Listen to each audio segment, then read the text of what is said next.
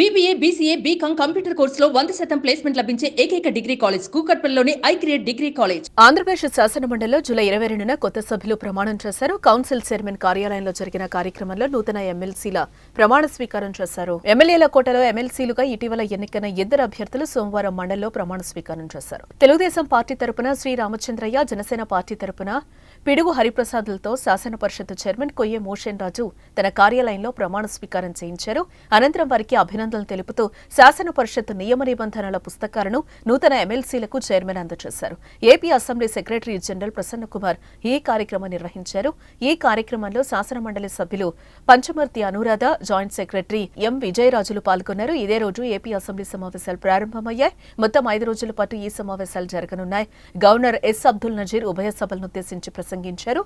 నల్ల కండువాలతో అసెంబ్లీకి వచ్చిన వైసీపీ సభ్యులు కాసేపటికే అసెంబ్లీ నుంచి వాకౌట్ చేశారు. బీఎస్సీ సమావేశానికి కూడా విపక్ష వైసీపీ సభ్యులు దూరంగా ఉన్నారు. పిడుగు హరిప్రసాద్ అనే నేను ఆంధ్రప్రదేశ్ శాసన పరిషత్తు సభ్యునిగా ఎన్నికైనందున శాసనం ద్వారా నిర్మితమైన భారత రాజ్యాంగం పట్ల నిజమైన విశ్వాసం, విధేయత చూపుతానని, భారతదేశ సార్వభౌమాధికారాన్ని, సమగ్రతను కాపాడుతానని, నేను స్వీకరించబోయే కర్తవ్యాన్ని శ్రద్ధాశక్తులతో నిర్వహిస్తానని దైవసాక్షిగా ప్రమాణం చేస్తున్నాను.